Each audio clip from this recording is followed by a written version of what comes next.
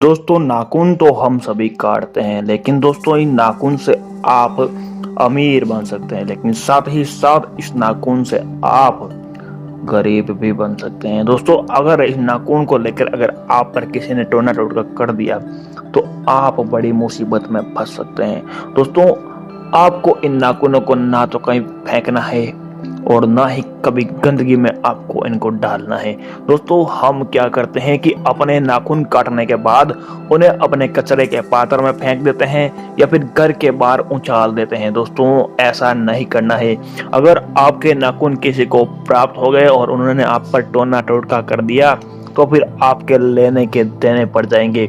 ये टोना टोटका कभी भी उतरेगा नहीं और आप हमेशा बर्बाद होते चले जाओगे। लेकिन दोस्तों आज हम आपको नाखून का एक ऐसा उपाय बताएंगे जो आप अगर अपने ऊपर ही करोगे तो आप दिन दोगुनी रात चौगुनी तरक्की कर लोगे और आप पर किसी भी प्रकार की समस्या नहीं आएगी। चाहे आप अपनी कोई इच्छा मनवाने चाहते हो, चाहे आप अपने घर में पैसों की बरकत चाहते हो, पति पत्नी के मध्य प्रेम चाहते हो, संतान प्राप्ति का योग बनाना चाहते हो, तो भी आप अपने नाखून से ही प्राप्त कर सकते हैं। दोस्तों अगर आपकी कुंडली को किसी ने वश में कर लिया है, आप पर किसी ने ऐसा कुछ जादू टोना टोटका कर लिया है जिससे आप आगे नहीं बढ़ पा रहे हैं, आपकी किस्मत को किसी ने जकड़ लिया है, तो आपका किस्मत का ताला खोलने का मैं आपको एक विधि बता रहा हूं जिससे आप अपनी सोई हुई किस्मत को जगा सकते हैं। दोस्तों आपको क्या करना है कि अपने नाखून काट लेने हैं। दोस्तों नाखून हमेशा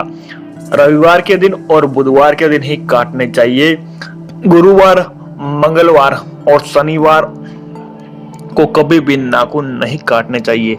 अगर आप मंगलवार के दिन या शनिवार के दिन नाखून काटते हो तो ये आप बड़ी बड़ी गलती करते हो, क्योंकि इससे क्या होगा कि भगवान शनिदेव और हनुमान जी आप पर क्रोधित हो जाएंगे और फिर इनको मनाना ही बड़ा ही मुश्किल काम होता है। आपके काम बिगड़ते चले जाएंगे और आप बर्बाद हो जाओगे।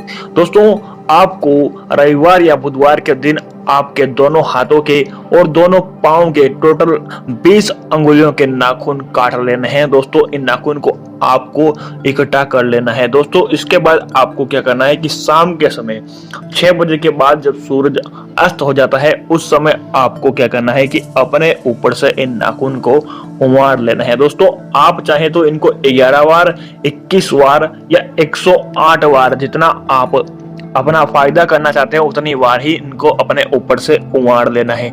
लेकिन दोस्तों कमेंट में अगर अभी तक आपने जय शंकर नहीं लिखा तो दोस्तों लिख दीजिए।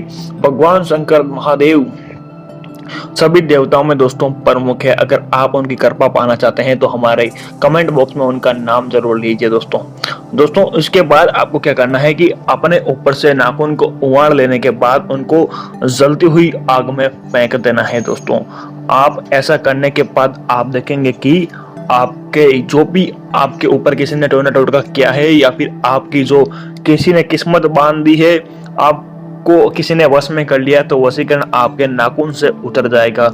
आपके नाखून में ऐसी ऊर्जा होती है जो आपको फायदा पहुंचाती है जलने के बाद। तो दोस्तों नाखून को कहीं पर भी नहीं फेंकना है, आपको हमेशा काटने के बाद ये विधि अपनानी है। दोस्तों अगर आप हफ्ते में एक बार तो नाखून अवश्य ही काटते हैं, अगर आप ये विधि कर लेते हैं तो आपकी सारी परेशानियां दूर हो जाने वाली है, आप जल्द ही अमीर बन सकते हैं। दोस्तों आपको नाखून हमेशा इसी विधि से करने चाहिए, आपको कहीं भी नाखून को गंदगी में नहीं फेंकना चाहिए। दोस्तों हमेशा अगर आप इस विधि को अपनाते हैं तो आप देखेंगे कि जल्द ही आपको तरक्की देखने को मिल सकती है, आपको व्यापार में लाभ मिल सकता है।